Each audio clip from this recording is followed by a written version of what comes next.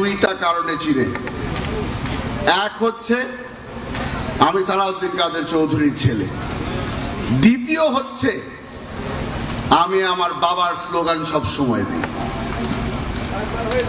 আমার বাবার স্লোগান জানেন তো আপনারা? নারায়ে তাকবীর, নারায়ে তাকবীর, নারায়ে তাকবীর।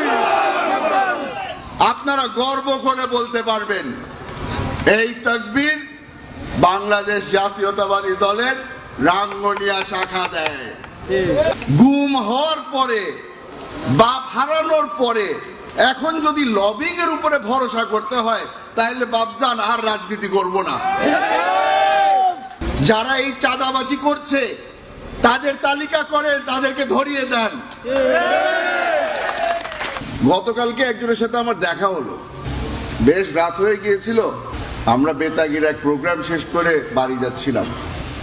রাঙ্গুনিয়ার বেশ বড় মাপের নেতা, সে আমাকে কানে কানে বলল, নমিনেশন যদি নিয়ে আসেন আপনার সাথে কাজ করব।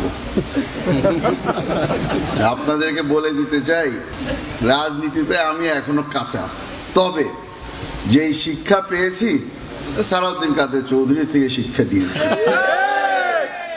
আব্বা সবসময় বলতো রাঙ্গুনিয়াতে আমরা রাজনীতি করি না, রাঙ্গুনিয়ার মানুষ আমাদের পরিবারের সদস্য, তাদের সাথে রাজনীতি করি না। সেই কারণেই বলি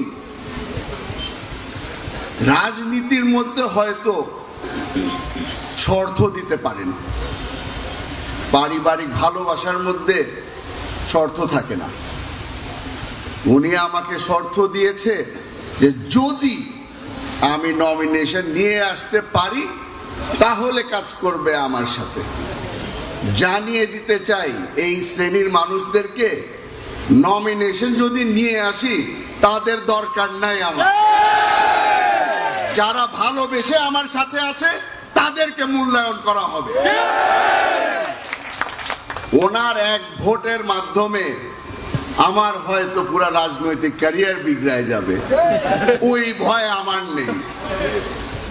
আজকে অনেকে বলছে গ্রিন সিগন্যাল পেয়ে গিয়েছি, চলে আসবো রাজনীতির মাঠে।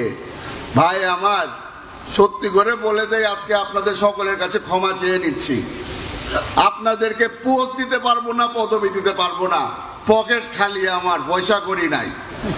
এই মাল যদি আমার পকেটে থাকতো সবাইকে পোস্ট আমি দিয়ে দিতাম। গুম হওয়ার পরে, বাপ হারানোর পরে